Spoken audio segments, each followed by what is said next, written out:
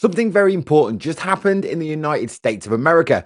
Most people in crypto haven't realized how big this actually is yet. A major crypto regulation bill, the one that was supposed to finally bring clarity to US markets, has just been delayed for weeks or even months. Not because politicians disagreed, but because Coinbase walked away from it at the last second. And here's where it gets even more interesting for me. Ripple openly backed the bank's aligned version of the bill and publicly criticised Coinbase for opposing it. Not surprising, considering Ripple has now secured a US banking license. This is one of the most important regulatory battles we've seen in crypto for years. Let me explain exactly what's happening and why this matters for the future of crypto. Before we jump in, very quickly, the UK Crypto Podcast is now officially live here on YouTube. This is a brand new project that I host alongside Paula Talks Crypto. Episode 1 and 2 are already out, and from here on in, we'll be releasing new episodes every Friday at 7 p.m. UK time. This is where we go deeper into regulation, adoption, markets, and future of crypto,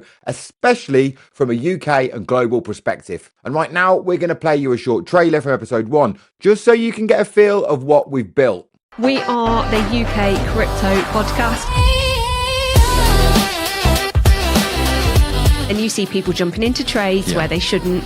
You see people investing in coins that they shouldn't, just to be involved. If you're new into crypto and you see a pullback, you go, oh my God. Sentiment is the thing that makes the massive difference. And Paula just went bang, all of a sudden she's made a couple of grand or whatever it was. And I was like, what on earth's going on? If people are feeling low, if people are feeling worried, if people are feeling scared, if people are feeling bored, then that does have an impact on the charts, and it has an impact on the prices. Let's talk about the volatility that we've had recently. There's so many people out there pumping different things that sometimes it's difficult to navigate. And I think that some people make the mistake of thinking that crypto is all about just buying tokens or just buying meme coins. And it is, there's just so much. And I get it, it is scary. And if this is your first time that you've been buying, if this is the first bit of a cycle that you've been through, it is really scary. By far, the most important thing, which I didn't realise until it evolved, is...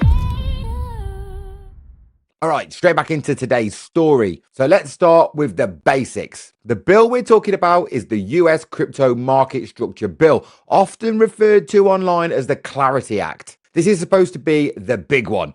The bill that finally answers what is a security, what is a commodity, who regulates what, how exchanges operate, and how tokens are classified. For years, crypto companies in the US have been operating in legal chaos. Just look at what's happened to Ripple. No clear rules, no clear definitions, and constant lawsuits from the SEC. This bill was meant to finally fix that. And for the first time in a long time, it actually had support on both sides of the house. It had industry backing and it had momentum. The Senate Banking Committee was preparing to formally debate it and move forward. And then out of nowhere, at the very last moment, Coinbase pulled their support. Just hours before the bill was due to be marked up, Brian Armstrong, the CEO of Coinbase, publicly said, "We can't support this bill in its current form."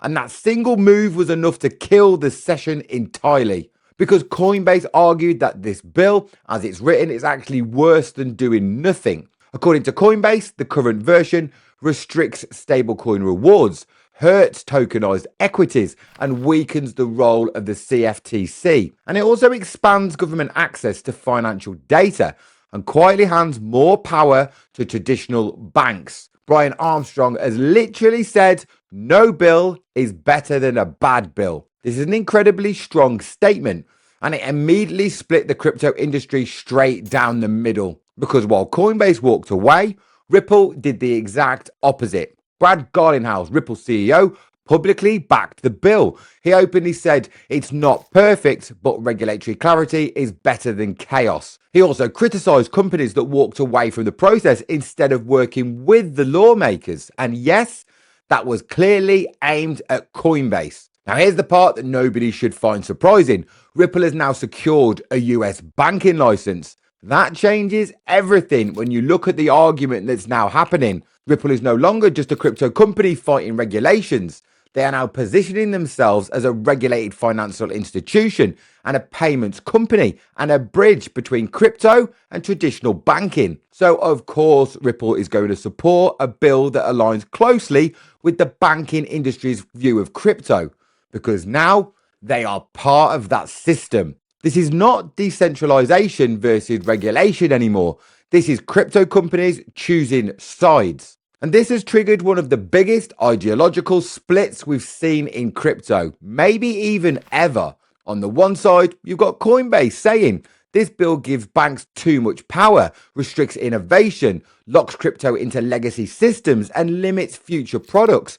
And on the other side, you've got Ripple saying we need clarity now, and imperfect regulation is better than uncertainty with no regulation. They're saying working with lawmakers is the only way forward, and other industry leaders are now publicly taking sides. Charles Hoskins from Cardano has criticised Ripple heavily, and other builders say Ripple has sold out to the banks. While others on the other side are saying Coinbase is being reckless by blowing up the best chance crypto has had at regulation in years. This is no longer about one bill. This is about what kind of industry crypto becomes next. Decentralized and disruptive, or regulated and integrated into traditional finance. Let me quickly explain the three main things causing all of this drama. The first is about stablecoin yield. The bill restricts or bans certain stablecoin rewards, and banks, they hate stablecoin yield because if people can earn yield on digital dollars,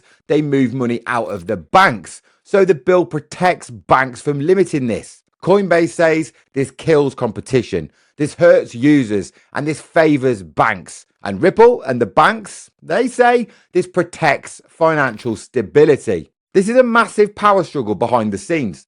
Coinbase wants more power for the CFTC, clear commodity classifications, and less SEC dominance. This bill gives the SEC more authority than Coinbase is comfortable with. But Ripple? Already settled with the regulators, already aligned with the institutions, much happier with this structure. The next is about tokenized assets. Coinbase wants to build tokenized stocks, tokenized funds, and on-chain securities. And this bill makes that much harder. And again, it's favoring traditional finance structures. This is not just politics. This decides where institutions deploy capital, where companies build, where innovation lives, and who controls the next generation of financial infrastructure. If this bill passes as it's written, banks win, institutions win, and regulators win. Crypto would then become more regulated, more compliant, and more centralized. And if Coinbase blocks it permanently, no clarity, no lawsuits, more uncertainty, and more companies leaving the US. Either way, this decision shapes crypto for the next decade, at least in my view. And the fact Ripple and Coinbase are now openly opposing each other, that tells you everything about where this industry is heading.